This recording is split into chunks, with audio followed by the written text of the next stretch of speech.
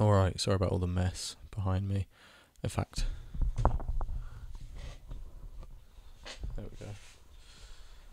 Everything is better.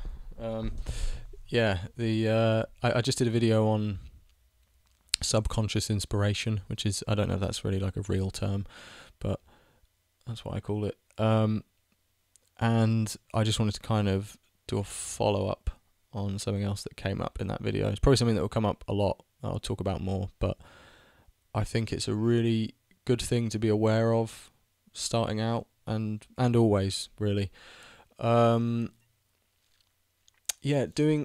creating really good things by accident. Brian Wilson really enjoyed mistakes in songs, and this is slightly different. It's not, he was referring often to small mistakes that happen in the process of recording a song, or noises that end up in there, or like slight things that are a little bit out of time and everything else, and generally I think he was referring to smaller things, but they kind of he referred to them as making the song perfect, and I guess it's hard to describe in words why that's arguably true, but I think it is, or at least I definitely think he was onto something in terms of the value that these mistakes had, but sometimes the entire song is a mistake. Sometimes you make a whole song that's a mistake, and that is a really good thing as well. And I think what people forget is in some respects everything that people make is kind of a mistake, or at least very, very, very large portions of it. Even if you're playing guitar, how often people are they're playing around on the guitar and they're just kind of doing stuff, and then they hear something and they're like, oh, that sounds good, and then they keep playing it, and they have to pursue the idea from there, but really they're just playing around and something's come up and they liked it, and that's the point. The point is not that they thought of this thing and had this vision and were like, oh, it should be this note and this note and this note, and some people do that, that's amazing, but generally it's actually about taste. It's about hearing something that sounds good and knowing that it could be good. It didn't have to come from the depths of your soul. It maybe just speaks to the depths of your soul, or even just some part of it, and it doesn't. People, I think, feel like they have to have total agency over everything that's going on, otherwise they're not legitimate, and that's bullshit.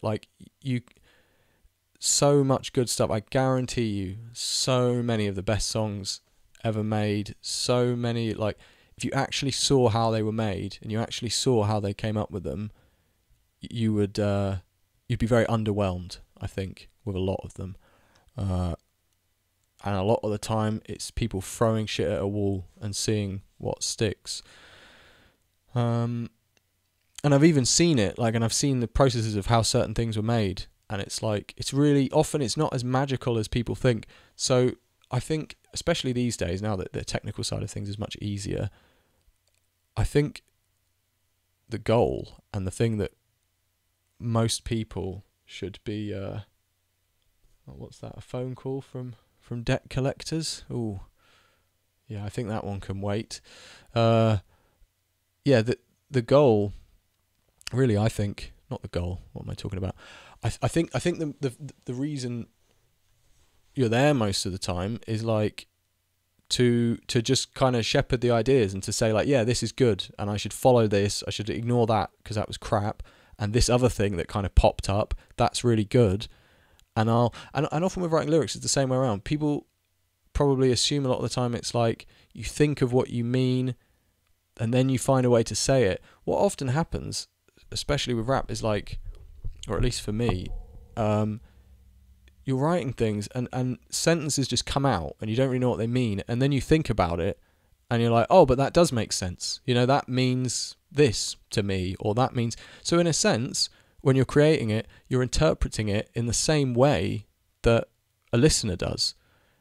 You're basically just deciding what it means. Often it doesn't mean anything. It's a random event and you're ascribing meaning to it and kind of pursuing that meaning and building other things around it. And of course there's a lot of thought and design goes into things, but yeah, I think it's good to be humble about it and to accept that so much that happens is kind of like chaos, and you can't Brian Eno talks about it a lot, like kind of like sort of getting out of the way a bit and like allowing great things to happen and not assuming that you have to be like the grandmaster kind of architect behind all of it, because you don't.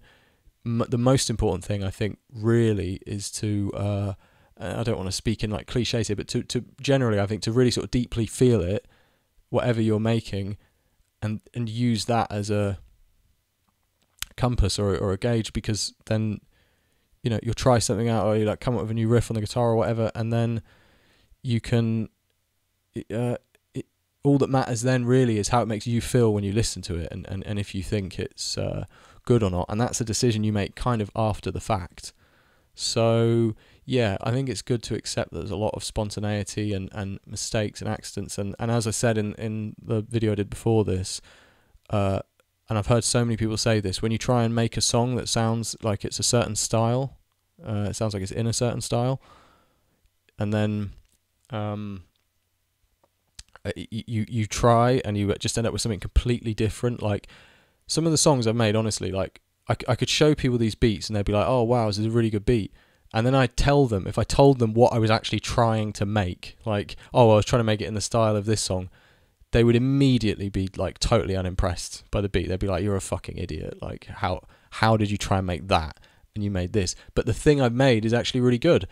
And they might think, oh, well, he made that by mistake, so he's just an idiot, he's just lucky. But no, because I knew it was good, and I'm curating the things that pop up that are good and trying to ignore the things that are not good.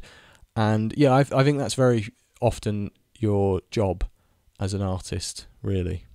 Not to necessarily be completely in the driver's seat as things are, you know, emerging, but often to kind of think about what value they could have, and what meaning they could have, and what meaning they could carry for you. And it becomes real when you ascribe meaning to words. Like, it becomes very real to you.